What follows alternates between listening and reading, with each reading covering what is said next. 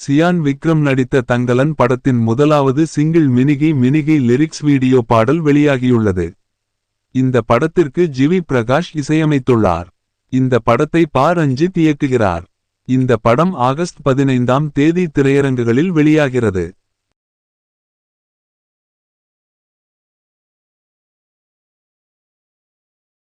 அந்த பள்ளிக்கூடத்து பாட டேபிள் இருக்கு பாருங்க.